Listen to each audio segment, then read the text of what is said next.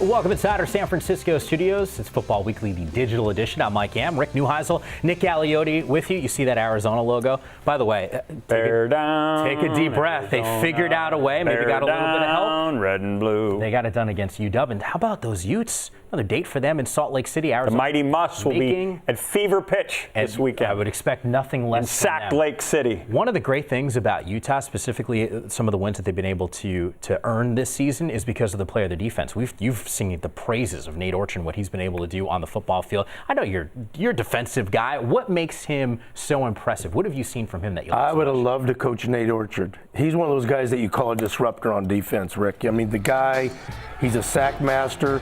He's great against the run. He has a high motor. He appears to be a great team leader and team football player. He leads that team. He wills that defense to play great. I really like Nate Orchard. You had Deion Jordan, who ended up being the third pick in the draft of the Miami Dolphins. He came in as a wide receiver. Nate Orchard came to Utah as a wide receiver. They both have great wingspans. What does that mean in terms of a weapon for a defensive end? Well, you love that because you keep guys off of you. You know, rushing the quarterback, those offensive linemen who like to grab and hold all the time. No. Yes, they do. We would never keep teach their such a hands. thing. You keep their hands off of you, keep them at bay, and you get a chance to get off blocks. There's nothing like that long wingspan that Deion Jordan and Nate Orchard possess. Much like your long wingspan. Look, it's, depending on the camera angle, they do look fairly long. How does Arizona, how do they get a win, though, on the road against a defense? Arizona has got to get better offensively. The last 3 weeks, save the game against Colorado, which, again, is a Colorado defense that has been exposed throughout the year. Doesn't mean they're not try-hard kids. They just have been exposed. Save that game. They have not looked like the Arizona team we saw early in the season. Anu Solomon's passing numbers have dipped down in both the games against UCLA and against Washington. He's sub 50% as a passer. That's not good enough in an offense that's called for paired plays, meaning that you're passing when the numbers and the advantage is yours.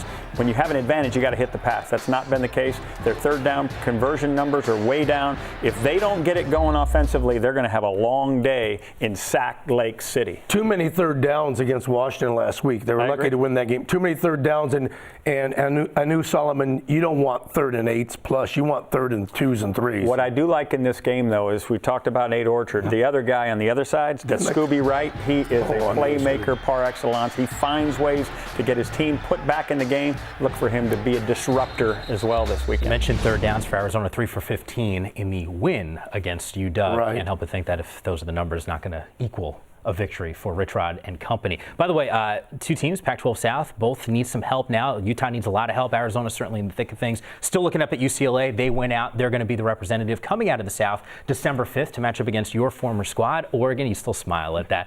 Levi Stadium, if you're thinking about attending, all you have to do is log on to pac-12.com/tickets. And of course, for everything that's happening around the conference, all you have to do is follow us on Twitter at Pac-12 Networks. It's plural. Coach Neuheisel, he's a great follow too.